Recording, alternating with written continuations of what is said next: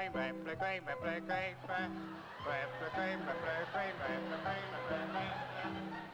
and white, yellow and white, yellow and white, yellow and white. Red, blue, green, red, blue, green, red. Tea's up, Dad. Tea's up. Oh, thanks, Pete. Oh. Nothing like a nice cup of tea. Nothing like a nice cup of tea. The beverage of Queens. Yeah. How many sugars would you like? 8. Pete? Partially. Only partially, Dad? Yeah, I don't want to have to do it. I'm on a diet. You don't want to get euphrates of the blood, too much sugar in the blood, Dad, do you? Of course not, Pete. How's it going with your music and piano lessons? Oh, you mean the Ephraim Bag teach yourself the piano by colour method? Yes, how does that method work, the Ephraim Bag method? Well, it's very easy. In layman's terms, Pete, you have a different colour for each note on the piano. And you have the colours laid out and you learn your tunes like that. For instance, you have C, you have red, D you have yellow, E you have green, and so on up the scale. Do you have Titian? B flat. That's a lovely colour, Titian. Yeah. It sounds a wonderful method. Oh, it is. Wonderful. Igor Stravinsky used it. I remember seeing that on the advertisement, except I thought it said, this is the method that Igor Stravinsky does not use. Oh, yes, that's right, yeah. That's what made it famous. Yes, and Beethoven didn't use it either. No musician has ever used it. No. That's why it's got such a following. Yes, exactly. What was that you were playing now? Red, Blue, Green. No, what's the title of the song? The song was called In the Nude. It's a boogie-woogie version of In the Mood that Claude Debussy wrote 40 years previous. Oh, yes, Debussy wrote In the Nude, didn't he? Well, it was very hot in Tahiti where he used to compose. And had a wonderful ear for music, though, Debussy had a wonderful ear for music. His left ear. Yeah. It's a wonderful ear. His right one was terrible. And eventually he had to bite it off and send it to Queen Victoria. That's right, yeah. And she sent back a bag of old tennis balls with a coupling note saying we're not amused. She had a wonderful sense of humour. Yeah. Why are you learning, actually? Well, I'm learning because I want to go into showbiz and get a few birds. Yeah. What kind of act were you thinking of doing? Well, I thought of doing an act like Mrs. Mills, you know. Oh, yes, lovely. Start off with a song like Bye Bye Billy Bumblebee. Bye Bye Billy Bumblebee, bye bye. Bye Bye Billy Bumblebee, bye bye. Let my heart bye. Like Cool Boy. It's a wonderful song, that. Of course, if you really want to succeed today, Dad, I think you ought to adopt the folk idiom. Yeah. The folk idiom is very popular now, the songs of protest, which are so justified. Because when you look round you, Dad, and you see all the way the awful lunacies of the politicians, the hydrogen bomb and the injustice, it makes you absolutely furious. Makes you sick, somebody can take his finger, put it up in the air, put it down on a button, and the whole world is blown up in a nuclear hollyhocks. Yeah, it mushroom cloud of horror. A toadstool of death. Yeah. It makes me furious. I wrote that song about it, remember? I was so angry once I wrote that song. Come off it, Mr. Menzies. Come off it, you and I. An end to nuclear lunacy. Or else the world must die. He's 9'1". He's 5'3". He plays for Spurs. Does he really? Yes. Inside left. Oh, that's a wonderful way of doing it. You know that, nearly fell off your seat, didn't you? Oh, yeah. Peter, you know that one, Peter, Paul and St. Joan? They make over £5 a night with that stuff. Really? They did the answer, my friend, is blowing in the wind. The answer is blowing in the wind. Lovely. I was listening to that one day in the kitchen. It was a lovely sunny day. Yeah. I looked out the window. The sun was beautifully there, the clouds scudding across it. Little children playing with their hoops in the meadows. Precisely. Birds twittering in the sky. Yeah. And a bit of a wind going. I heard this. The answer, my friend, is blowing in the wind. So I thought I'd pop outside and see if it was. And sure enough, fluttering from over the horizon came a strange white piece of paper blowing over Shadwell Heath. Well, naturally, I pursued it. It alighted in a gooseberry bush, and I found it and took it out. Do you know what it said? What? It said McWhirter's raspberry-style ice lollies. The answer, my friend, is McWhirter's raspberry-style ice lollies. It's not a very good answer, is it? It's a rotten answer. If that's the answer, I'm not going to ask the question even. It's a rotten answer. Of course, if you're thinking of entering the ephemeral world of show business, Dad, you must beware to keep holding the values. Yeah. Because it's a strange artificial world. Behind the glamour and the glitter lurks the heartbreak. Yeah, behind the clown's happy mask lurks a tear of tragedy. The continual tear of tragedy. Everything's so artificial and false. I mean, take Kirk Douglas. Yeah. What do you think of when you think of Kirk Douglas? Dimple.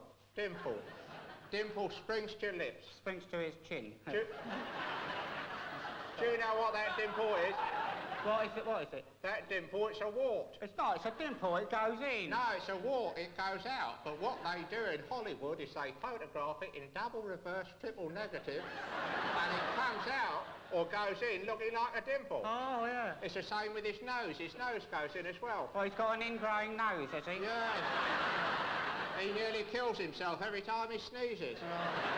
Of course, you know, the same sort of artificiality can be found with Sonia Henney, the skater. Oh, Sonia Henney. She couldn't skate a note. Not a note. They used to stand her up on one leg and move the ice rink round underneath her.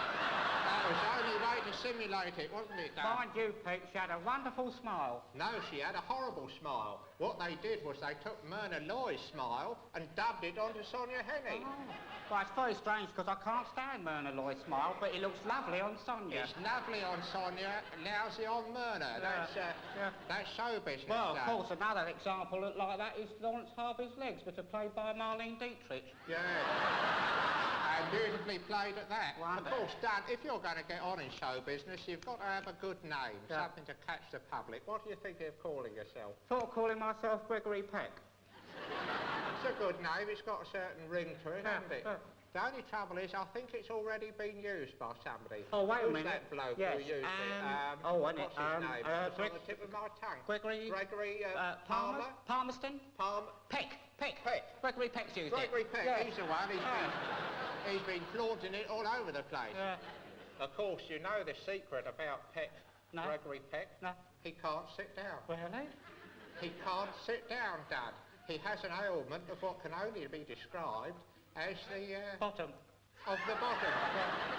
And he daren't sit down, so he has this bloke to do all the standing work for his bottom. All the sitting work, you mean? The sitting work. Yeah. It's all done by George Nodes of Dagenham. Dagenham Dye Work? Dagenham Dye Works. Oh, yeah. He sits down for Gregory Peck. Really? You must have seen it at the end of Guns of Navarone, starring Gregory Peck with the active participation of George Nodes' bottom. Oh. And now Nodes is getting very uppity about it. He's asking for better billing. He's asking for the next one to be starring George Nodes' bottom and introducing Gregory Peck.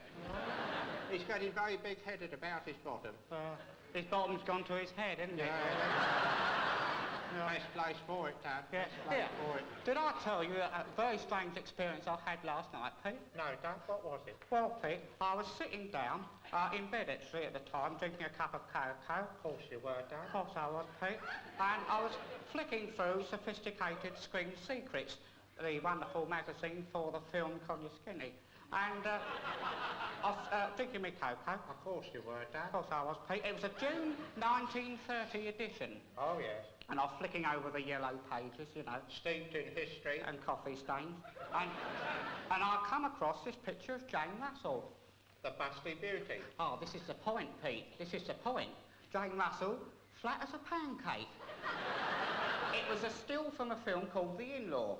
I thought to myself, funny, you know. Busty beauty, nothing there. Thought, you know, funny. Busty beauty, nothing there. Yeah. Funny. Famed for the doodahs, nothing there. Funny. Busty beauty, nothing there. Funny. Yeah. Well done. I'll tell you what the answer is to that. What's that, Pete? Blowing in the wind, is it? No, it's not blowing.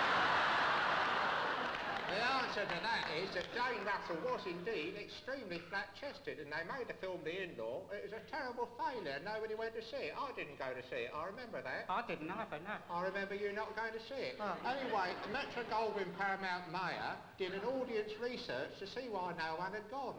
And back came the answer. Lack of busty substances.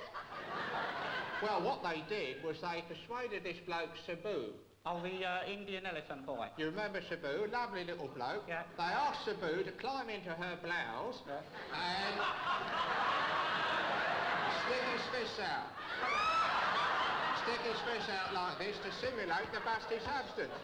And that's how they made it. They changed the name to the Outlaw, and it was a tremendous success. Of course, it was dreadful conditions in there, inside the blouse. Sweated labour, really. Sweated labour. That's why they had to get an Indian to do it. You never get a white bloke. Terrible conditions. And it was this busty beauty that gave her her wonderful B.O. appeal. I don't think I'd go for B.O. appeal, Pete. No, B.O. is the Hollywood term, Dad, for box office. Box office. That's what they whisper to each other in sophisticated circles on Malibu Beach, Dad, yes. Well, I must say, Pete, the film industry sounds a very shoddy affair, doesn't it? It is. I should stick to your music, Stick Dad. to the music. Did I tell you I've almost learnt that tune those two blokes sing? No. I play it too. It's very good. Yes, do that. The other one goes, blue, red, green, blue, yellow, ochre, white. Blue, red, green, blue, yellow, green, rectification. I think he's got it. By George, he's got it. Now is the time to win.